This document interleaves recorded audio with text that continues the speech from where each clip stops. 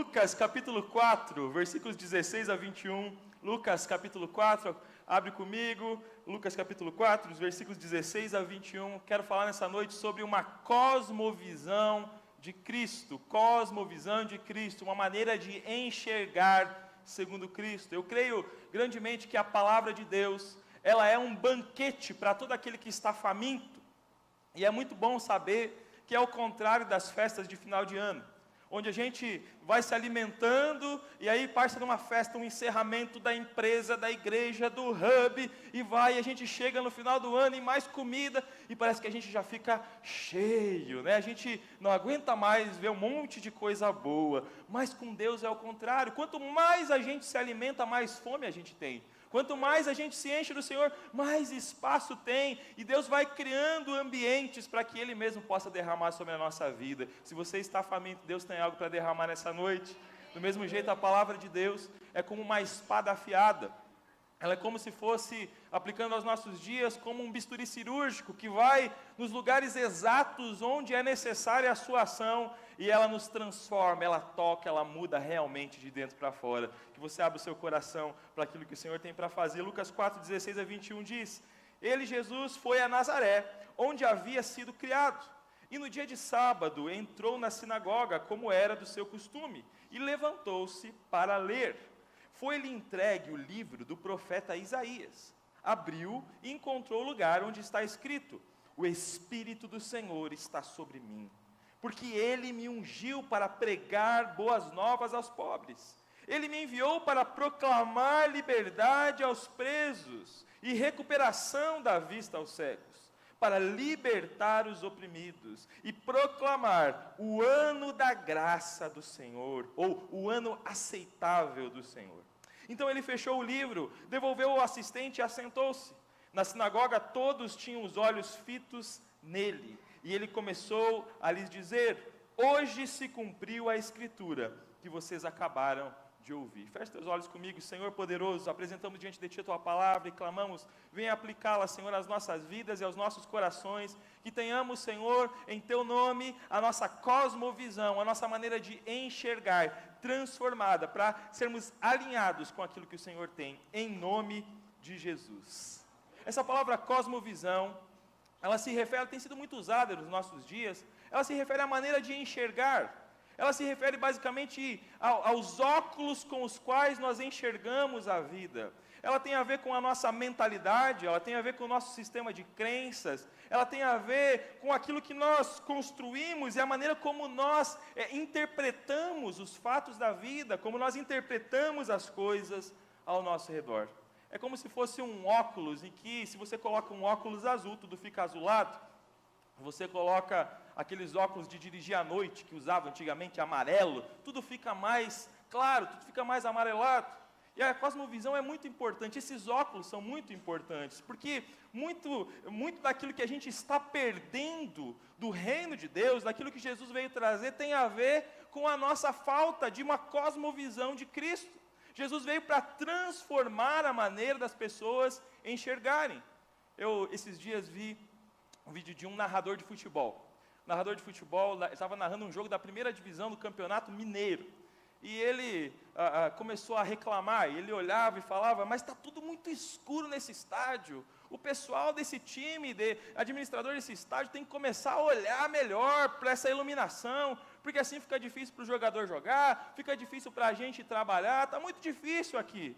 E aí a câmera, aquelas câmeras que filmam, né, o narrador e o comentarista olhando para ele assim, o comentarista olhando para ele, de repente o comentarista falou: mas você está de óculos escuro, como que você quer enxergar as coisas? E ele ficou todo encabulado, tirou os óculos e disse: ah tá, agora ficou tudo bem melhor. Sabe, quando a gente enxerga corretamente, a gente consegue ter uma visão clara das coisas. Não é que tudo esteja escuro, é que talvez você não esteja com os óculos certos. E Jesus veio para nos trazer estes óculos certos. Jesus veio para alinhar a nossa visão, a nossa maneira de enxergar todas as coisas. Jesus veio para que nós não tenhamos apenas os nossos costumes transformados, mas a nossa mente renovada. Tem uma grande diferença entre eu mudar o modo como eu faço as coisas de fora para dentro, com eu mudar as minhas atitudes, baseado em uma cosmovisão bíblica, baseado em uma renovação de mente que vem com o entendimento de quem Jesus é. Ele orou dizendo: seja feita, Senhor, a sua vontade, assim na terra como no céu. Ele nos chama a viver este alinhamento entre a vontade de Deus e essa terra, entre aquilo que o Senhor tem, uma conformidade, um alinhamento, e nós precisamos enxergar a partir disso.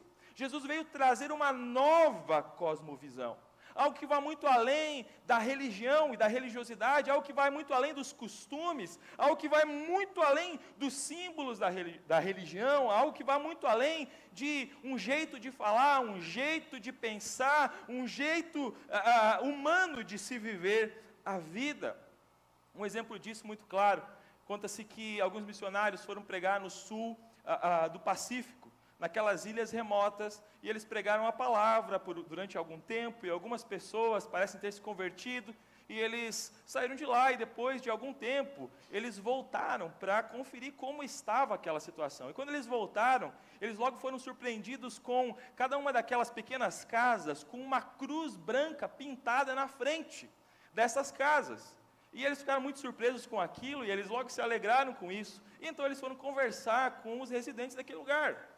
E aquelas pessoas relataram para eles o seguinte: olha, então, a gente tinha os nossos costumes, os nossos deuses, mas aí vocês vieram e ensinaram, então a gente colocou aquela cruz branca na frente para afastar o mal olhado.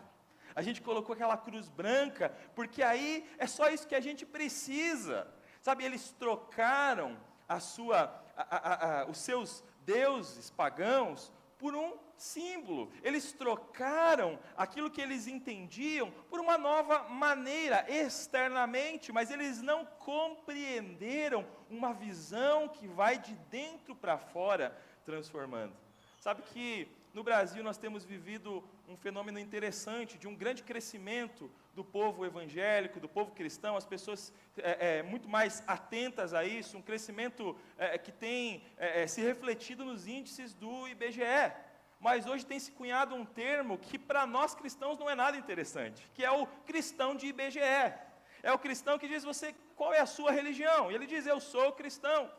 Outro termo que tem se usado é do evangélico não praticante.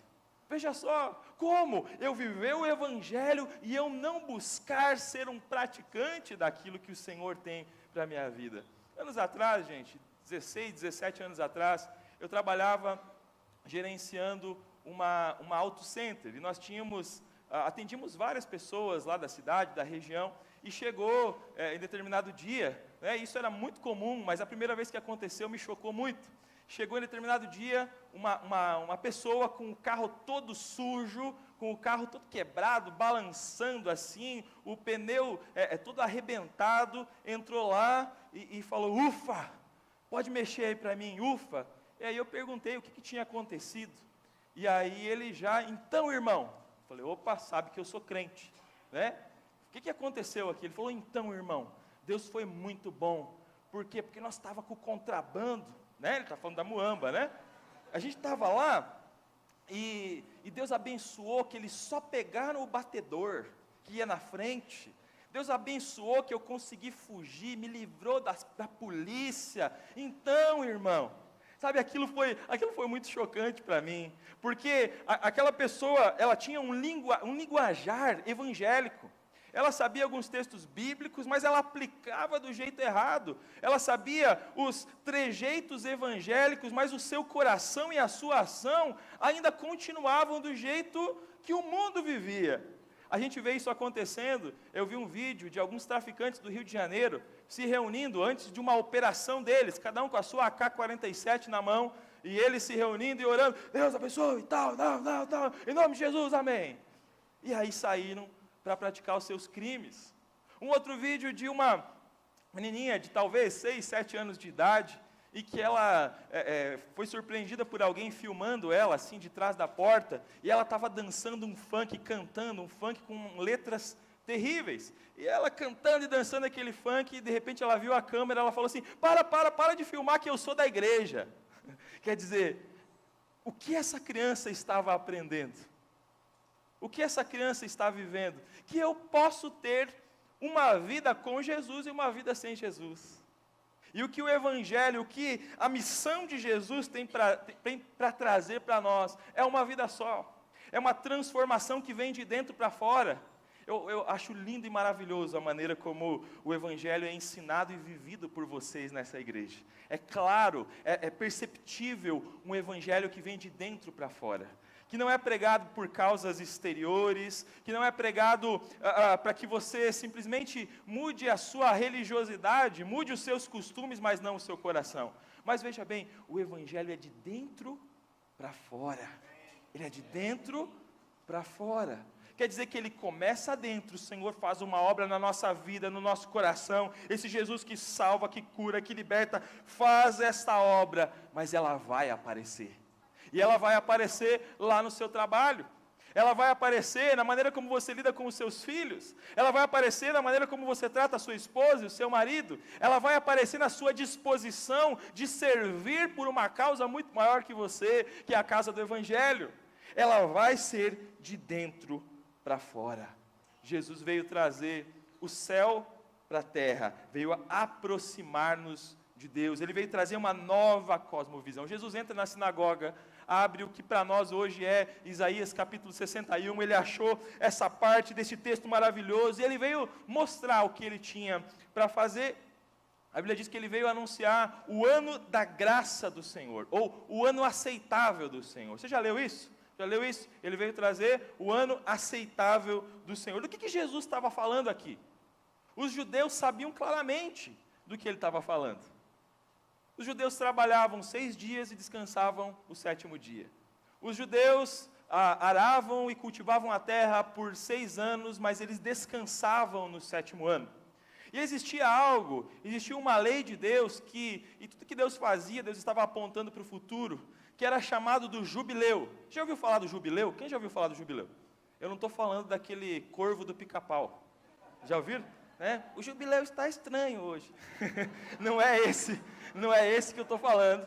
Não é esse jubileu. O jubileu era o seguinte: eles cultivavam a terra por 7 semanas, ou 6 semanas de 7 anos. E no 49 anos eles cultivavam a terra, e no 50º ano, eles experimentavam o jubileu. O que era esse jubileu? Eles tinham que fazer 3 coisas neste momento de jubileu. Primeiro, eles precisavam libertar os escravos. Diga, libertar os escravos. Primeira coisa que eles tinham que fazer. Os escravos naqueles dias basicamente eram escravos de povos conquistados, ou eram escravos dentro do seu próprio povo, que eram escravos por conta de dívidas impagáveis, e que tinham que se dedicar então a este trabalho, até que as suas contas fossem acertadas. Então, libertar os escravos. Outra coisa, perdoar as dívidas. Diga comigo, perdoar as dívidas.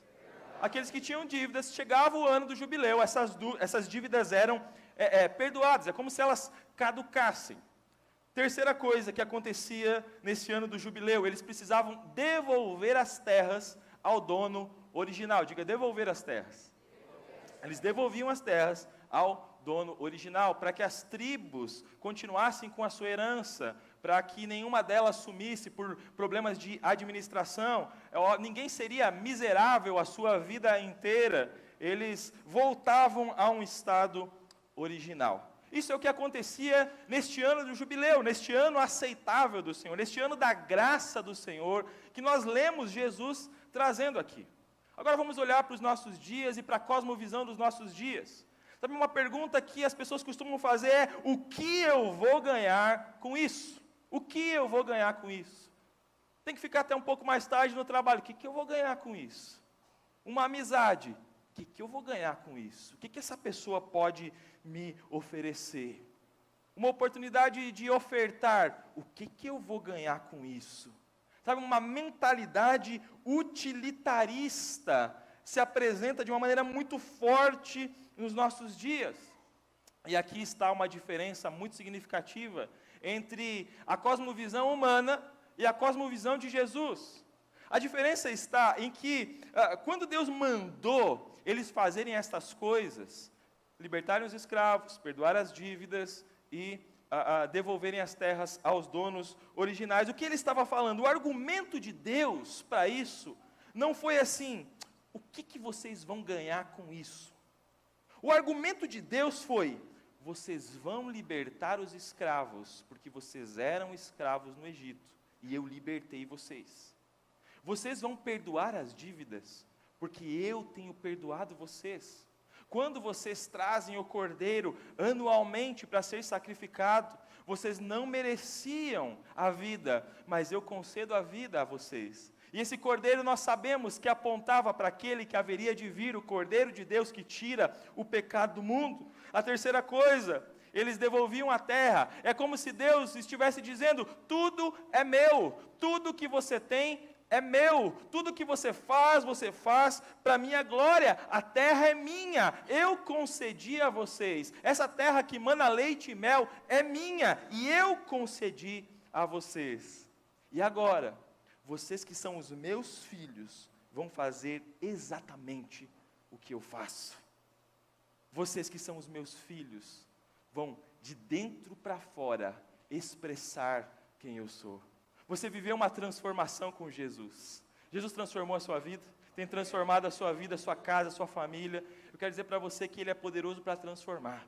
Você que precisa de vida, de transformação, você precisa de um toque, você precisa de cura do Senhor. Deus tem cura disponível para a nossa alma, para o nosso espírito, para o nosso corpo. Deus é poderoso para curar, para restaurar. As trevas não permanecem diante do Senhor. Ele veio para destruir as obras do diabo. Ele veio para trazer liberdade aos cativos. Ele veio para que ninguém precise sofrer na mão do inimigo, porque Ele já pagou o preço. Ele nos transformou de criaturas em filhos. Nós antes éramos escravos do pecado, mas agora obedecemos de coração aquele que nos tirou da morte para a vida. Ele nos mudou de reino. Antes nós servíamos, a Bíblia diz, ao príncipe das potestades do ar, ao inimigo, a Satanás, porque quando nós desobedecemos a Deus e passamos a obedecer o inimigo, mas Jesus veio, Ele nos livrou do poder do pecado, nos livrou do poder da morte, nos livrou do poder do inferno que nos detinha, e agora nós somos filhos de Deus. Nós estávamos mortos, mas agora nós somos vivos para Ele. É a vida que a gente vive no corpo, não vivemos mais para nós mesmos, mas para aquele que nos salvou. Antes nós éramos vazios, andávamos errantes por este mundo, sem propósito, apenas existindo. Talvez essa seja a sua história. Essa é a história de muitas e muitas pessoas que caminharam por anos e anos vazias, mas que hoje podem ser cheias do Espírito. Esse é o contraste, vazios de tudo, para agora cheios do Espírito. A cosmovisão do reino de Deus, ela não é o que eu vou ganhar com isso. Nós não nos movimentamos apenas olhando para o resultado, nós nos movimentamos olhando para aquilo que Ele já fez por nós.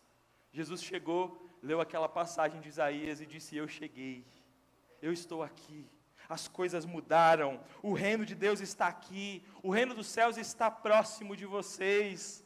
Se você receber, se você viver, você pode ter a sua vida transformada, a sua mente transformada, espiritualmente falando. É como se Jesus dissesse: sabe aquele ano aceitável do Senhor, sabe o jubileu, sabe aquele tempo de celebração, aquele tempo de libertação, esse tempo chegou. Agora com Jesus você não precisa mais esperar 50 anos, porque espiritualmente falando, todo dia é jubileu, todo dia é dia de libertação, todo dia é dia de restauração, todo dia é dia do Senhor, todo dia Ele está disponível para curar, para salvar, para restaurar, para fazer a sua obra nas nossas vidas e através delas. Deus é poderoso, Ele está fazendo uma obra. Abre o seu coração, abra a sua vida, mude a sua mente, diga: Senhor, que eu tenha a minha mente transformada. Romanos 12:2 diz que para nós experimentarmos a boa, perfeita e agradável vontade do Senhor, nós precisamos ter a nossa mente renovada. Não é apenas mudar a maneira de fazer as coisas de fora para dentro, é ter o coração transformado, a vida transformada. Eu sei que essa é uma igreja que vive isso, que você tem a capacidade de viver cada vez mais, de desejar a nova vida do Senhor, de amar a palavra de Deus, de amar as pessoas com as quais você foi crucificado junto com Jesus, amar as pessoas que você tem na sua vida, que você possa amar, que você possa perdoar, que você possa viver tudo aquilo que Ele tem para você. Sabe por quê? Porque Jesus fez por nós. Nós nos movemos para frente, nós fazemos com os outros aquilo que Deus já fez por nós. Essa é a nossa cosmovisão. Eu vou estender aquilo que Ele fez. A Bíblia diz que aqueles que creem nele, Jesus disse, do seu interior fluirão rios de água viva. Eu acho muito legal isso, essa ideia de que do seu interior vão fluir rios. Sabe por quê? Porque o rio vem, ele passa, ele limpa, ele restaura e ele flui através de nós. Sabe, não tem como você se expor à palavra para passar a palavra para alguém, para dar um conselho para alguém sem isso falar com você. Nós não somos um povo de um evangelho de olhos secos, nós somos um povo em que a palavra passa por nós e ela vem transformando a nossa vida. Quando você dá uma palavra de admoestação para alguém, de conselho, de alinhamento para alguém, essa palavra está passando por você, ela está falando contigo, sabe, não é um alinhamento com práticas humanas, é um alinhamento com a vontade de Deus. Então você vai sendo transformado. Eu não amo o meu próximo porque ele merece o meu amor, mas porque eu não mereci o amor de Deus, e mesmo assim Ele me amou. Eu não perdoo o meu próximo porque ele mereça o meu perdão, mas porque eu não mereci o perdão, e aquele que era santo decidiu me perdoar. Ele me perdoou. Está chegando as festas de fim de ano. Está chegando o tempo de nós, como cristãos, exercermos essa cosmovisão cristã e dizermos, eu perdoo. É tempo de restauração, é tempo de você chegar na festa de família e você, Senhor, eu não consigo sozinho perdoar, mas eu decido exercer o teu perdão, porque o Senhor me amou, o Senhor me perdoou, eu vou perdoar. Chega na festa de fim de ano, aí começa aquele negócio, e você lembra daquela herança que foi meio mal dividida, e você lembra daquela situação, e daquele dinheiro. Estou mexendo em vespeiro? É só lá em Marechal que acontece isso? Sabe, a gente precisa se revestir de uma cosmovisão bíblica, para que a gente entenda que o perdão não tem a ver com o merecimento do outro, tem a ver com aquilo que Jesus fez e com a nossa própria libertação, porque aquilo que você solta não te prende mais. É uma cosmovisão transformada que vai redundar em ações no dia a dia. Sabe, eu não dou generosamente porque eu estou esperando satisfazer as minhas ambições, porque com Deus não é um toma lá da cá. Com Deus é uma entrega de coração, porque Ele se entregou a mim, e Ele é tão bom e tão maravilhoso, que Ele é capaz de me dar ainda mais do que eu penso, do que eu imagino, segundo a sua vontade, segundo a sua riqueza. Uma palavra-chave para nós nesse tempo, para que a gente alinhe a nossa cosmovisão, é a palavra lembre-se. Acha alguém perto de você e diga, lembre-se. A Bíblia é cheia de lembre-ses. Eles faziam memoriais. Esse memorial de pedra é para lembrar daquilo que o Senhor fez. Olha, lembre os seus filhos, para que eles não esqueçam, ou lembre-se ou não esqueça, a Bíblia é cheia deles. Não se esqueçam dos planos do Senhor, não se esqueçam daquilo que Deus fez, não se esqueçam das obras maravilhosas, não se esqueçam. A Páscoa era lembre-se, a ceia do Senhor é lembre-se, o batismo é lembre-se. Sabe, traz à memória aquilo que te dá esperança. A Bíblia é cheia desses lembrem-se. Olha para a cruz e lembre-se daquilo que Ele fez por você. Lembre-se de quem é o Senhor. Ele se deu. Poderosamente Ele se deu. Ele comprou para Ele uma igreja que é vitoriosa, que é limpa, que marcha vitoriosa. E as portas do inferno não podem contra ela, não podem. Sabe essa palavra, as portas do inferno não podem, não é uma palavra de se encolher, as portas do inferno estão vindo, não. É uma palavra de nós, em nome de Jesus, vamos, e as portas do inferno não vão poder contra a gente.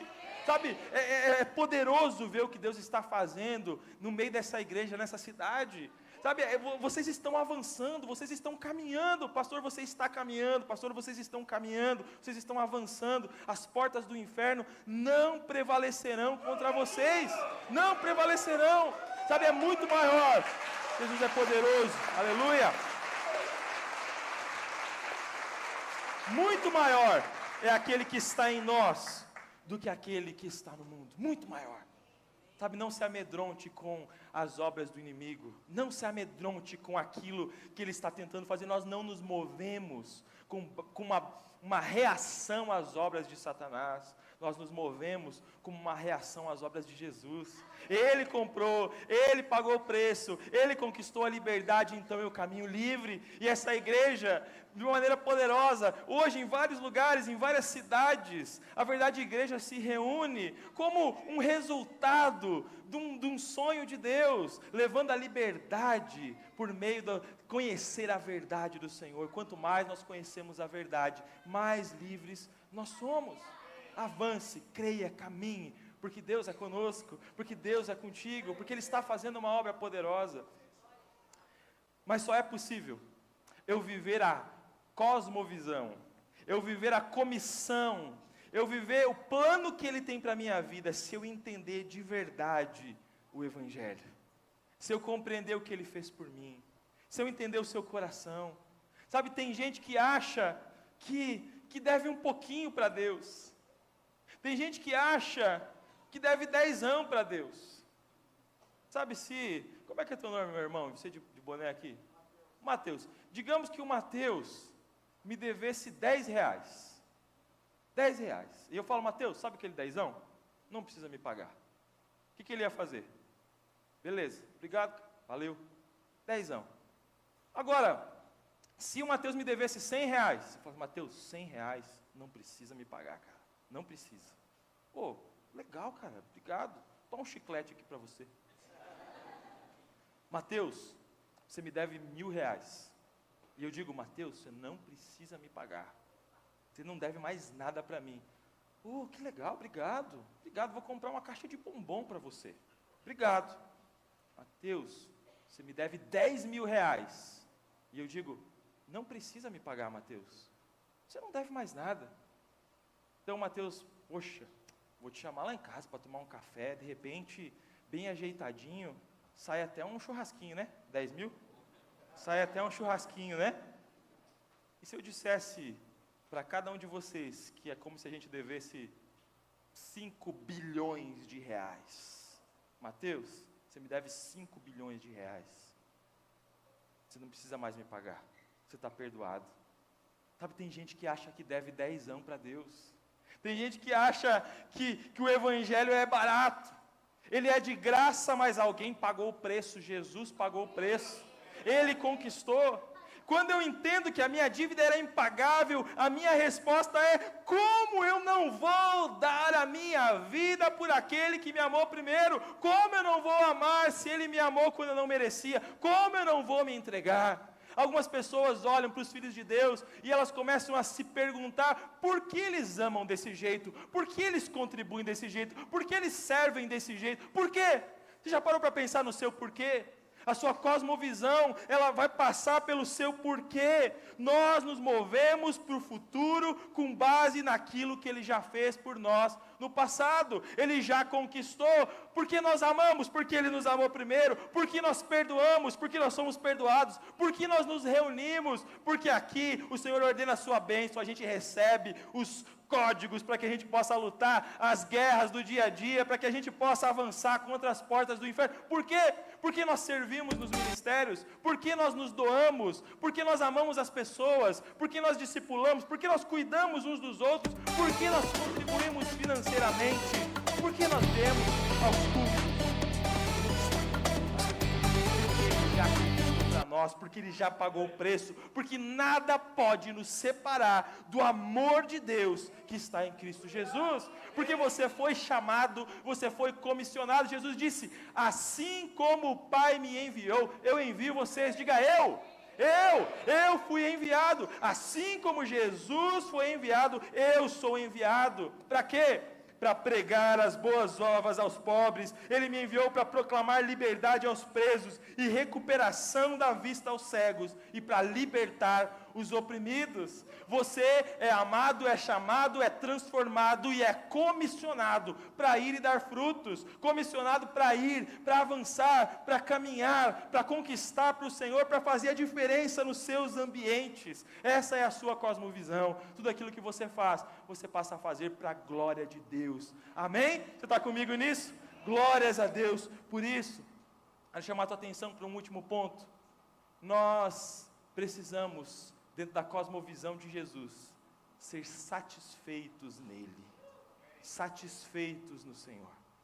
Percebe que a gente vive uma geração que está sempre atrás do próximo evento, sempre atrás do próximo passo. Existe um padrão de insatisfação, e eu não estou falando de um inconformismo que leva à transformação genuína, eu estou falando em um padrão de insatisfação, um padrão de sempre correr atrás das últimas novidades, sempre correr atrás daquilo que está hypando, daquilo que está por cima, daquilo que está na onda.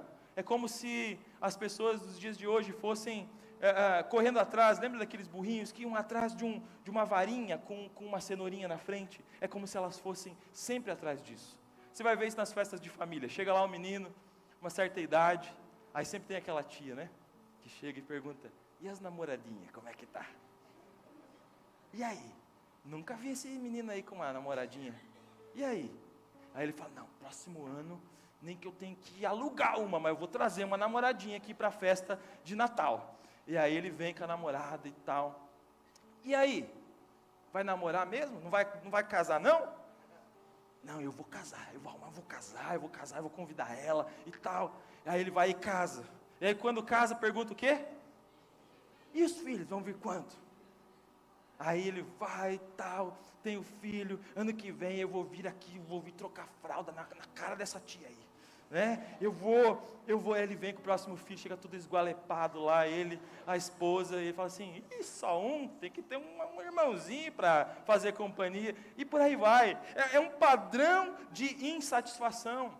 Hoje as pessoas pagam para ver os outros se satisfazendo, né? Antes, de vários anos para cá, você vai ver no YouTube, aqueles unboxing, né? Está lá o iPhone, daí tira o iPhone e vai, está se satisfazendo naquilo, e as pessoas se satisfazem vendo os outros se satisfazerem naquilo. Aí, a gente vê no Instagram os reacts, a gente vê o outro, a gente se satisfaz com o outro se satisfazendo, o outro reagindo, fulano reagindo a não sei quem, fulano reagindo, já viu isso? Já viu isso? Não estou falando bobeira, né? As pessoas vão reagindo à satisfação do outro, porque o ser humano sempre tem esse padrão de reagir à satisfação do outro. Deixa eu dizer para você, você foi comissionado para impactar uma geração, você foi comissionado para viver aquilo que Deus tem para você, você foi chamado para adorar a Deus com tudo aquilo que você faz, você existe para a glória de Deus. E a maior forma de adorar a Deus é se satisfazer nele. É se satisfazer nele. Quando você se satisfaz em algo, é como se você estivesse adorando isso. Deixa eu contar uma história para você, para a gente terminar. Alguns anos atrás, estávamos em uma viagem de férias, de família, e aí estava lá o pastor Nino e a pastora Sara, e eles são muito intensos naquilo que eles fazem. E aí estava lá toda a família, e era uma manhã, e aí eles vêm com uma ideia, lançar um tal de suco verde. Quem gosta de suco verde aí? Opa, naquele tempo ninguém gostava ainda. E aí o que acontece? Eles vão, não, porque o suco verde é algo bom, e faz um detox e tal, e aquele negócio, e eu lá meio dormindo assim, tomando café e olhando aqui, eu falei, ixi, o que é esse negócio aí? Todo cético, não, porque nós vamos fazer, nós vamos colocar abacaxi, couve, não sei o que e tal, um monte de coisa, e com toda a intensidade fazendo aquilo, e todo animado fazendo o tal do suco verde. De repente eles fazem aquele negócio, aquela gororoba assim, que não é um suco e não é uma pasta, é no meio do caminho assim, né? E aí coloca aquele suco, e aí eles vão tomar aquilo, e eles tomam, gente, com uma satisfação, chega a cair aquela gotinha assim, verdinha, uma satisfação, aquela coisa, De repente eu vejo que o povo começa a levantar da mesa do café e começa lá perto assim, e vão se magnetizando para perto daquilo. Quando eu menos percebi, eu estava lá experimentando o tal do suco verde. Sabe como que você vai impactar uma geração? Sabe qual que é a sua maior forma de evangelismo? É quando você se satisfaz em Deus. As pessoas vão assistir você sendo satisfeito em Deus.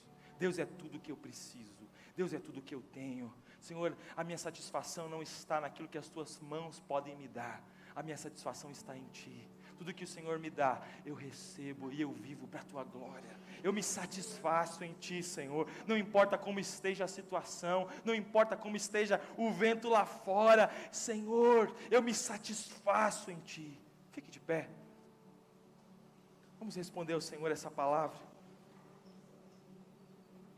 Jesus veio para libertar, para salvar, para dar vista aos cegos, para trazer o ano aceitável do Senhor, as dívidas perdoadas, os escravos libertos, a terra devolvida. Eu não sei qual é a tua situação, talvez você precise de libertação, existem cadeias te prendendo, você seja escravo, talvez do inimigo, talvez de algum pecado. É noite de libertação, Deus tem libertação para você. As dívidas perdoadas, porque a Bíblia diz que toda a escrita de dívida foi encravada na cruz do Calvário.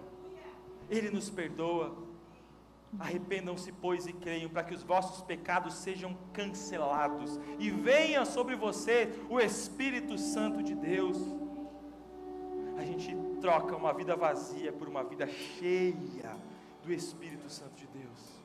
A gente renuncia aquilo que nos prendia, para abraçar aquilo que nos liberta, que nos comissiona, que nos leva a viver uma vida satisfeita nele.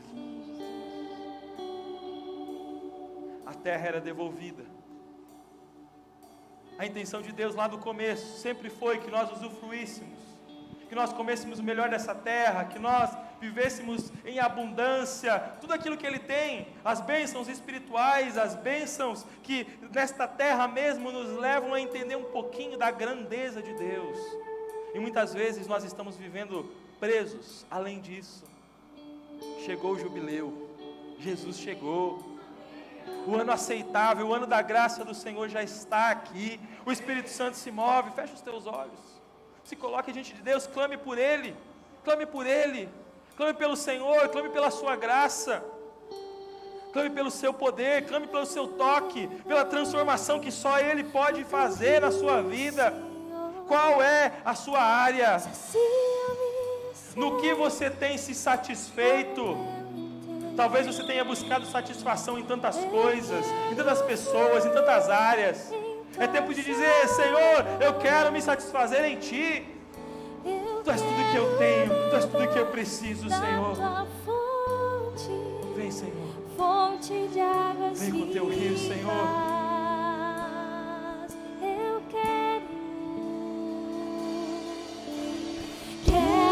beber. Nós queremos, Senhor, do Teu rio, Senhor. Sacia minha sede, lava o meu interior. Eu quero fluir em Tuas águas. Eu quero beber da Tua fonte, fonte de águas vivas.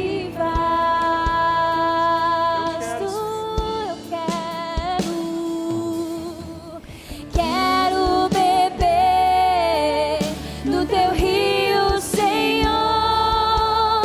Sacia minha sede, lava o meu interior. Nós queremos, Deus. Eu quero fluir em Tuas precisamos, águas. Eu quero beber da Tua fonte, fonte de águas vivas. Pega a sua mão assim. Eu quero orar contigo, comissionando você, enviando você para ser alguém que se satisfaz no Senhor e que leva os outros leva os outros, que conduz os outros à salvação. Em nome de Jesus, Senhor. Canais aqui, Senhor. Canais, Senhor, onde Teu Espírito Santo flua como rios de água viva, Senhor, fluindo através deles, enchendo, libertando, Senhor. Ó Deus, os cativos, Senhor, nós proclamamos libertação em nome de Jesus. Toda a obra das trevas sendo quebrada agora em nome de Jesus. Todo o poder do pecado sendo quebrado por terra agora em nome de Jesus. Toda ação maligna é ilegal em nosso meio. Nós proclamamos libertação aqui em nome de Jesus, em nome de Jesus. Vícios, em nome de Jesus, libertação sobre a sua vida, nada mais te prendendo, nada mais tem o poder de prender a sua vida, o seu coração.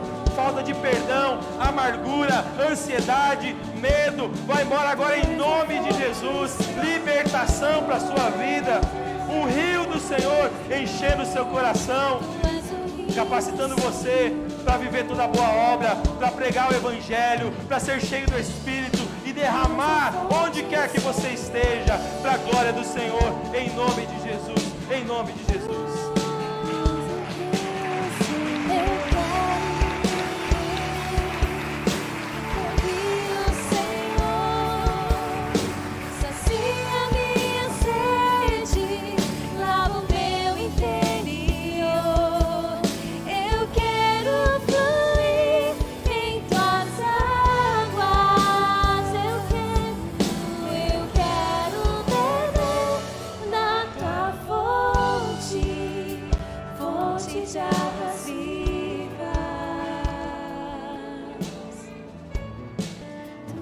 Fonte, Senhor.